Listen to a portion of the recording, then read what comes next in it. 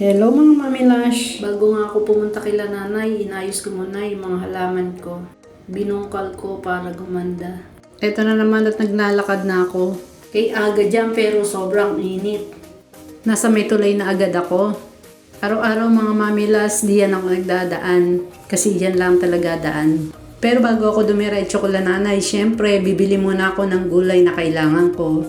Buti nga nadadaanan na lang talaga namin yung palengke. Kung hindi, mamasahe pa ako papuntang bayan. Kay bilis natin, ayan na agad ako kay nanay, malapit na.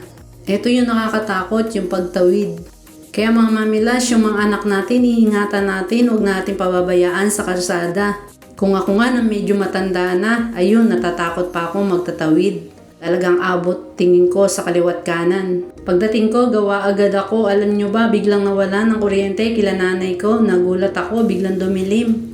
Akala ko pinatay ng nanay kasi nakaupo siya sa may bandang patayan ng ilaw. Napagalitan ko pa nga, sabi ko bakit mo pinatay yung ilaw? Ala naman daw siyang pinakikialaman. Pero sandali lang naman, maya-maya lang nagkaroon na rin agad.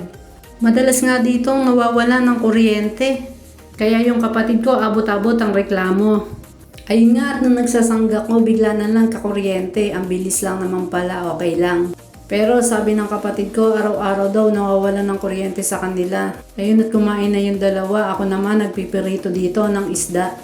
Nahihirapan niya ako mag-isip kung ano gagawin kong luto sa kanila kasi nga ang tindi ng init, baka mapanis agad. Habang nakasalang yung piritong isda, ayun at ako'y may ginagawa naman, nagtapon muna ako ng ihi nila sa banyo.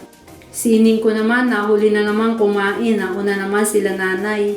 Napakabagal kasing bumangon. Ganyan ang ginagawa ko, naglilinis ako habang nakasalang ang niluluto ko. Para mabilis ko natatapos ang lahat ng gawain ko.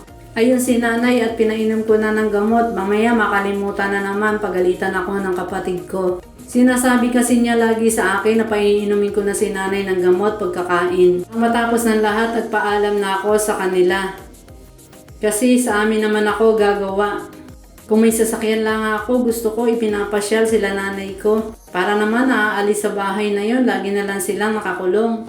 Ay nga pala, dumaan ako sa magkakarne. Bumili ko ng iuulam namin. Mura na nga dito, tapos tinatawaran ko pa. Ayan at dinagdagan pa ng kapiraso, tawad na raw yon. Nadaan nga pala ako sa pamunasan ng paa, kaya bumili muna ako. Kasi marumi na yung pamunasan namin. Pagkatapos naman dyan, bumili ko ng sangkap na lulutuin kong ulam namin. Natatawa nga sa akin yung tindera, bakit daw hindi sabay-sabay ang bili ko. Sabi ko sa kanila, iniisip ko pa kasi kung ano yung bibiling kong ulam.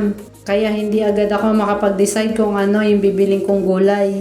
Ayan at nang matapos ko ng bayaran, umalis na kami. Dadaan nga pala ako sa loob ng palengke. Kanina kasi nang papunta kila nanay, nakita ko ang pakwan, parang ang sarap. Kaya bibili ako ng isa, maliit lang naman. Kasi dalawa lang kaming kakain. Pinapili ko nga si mama, sabi ko yung maliit pero matamis. Ugali ko pag bibili ako ng pakwan, talagang pinabubuksan ko.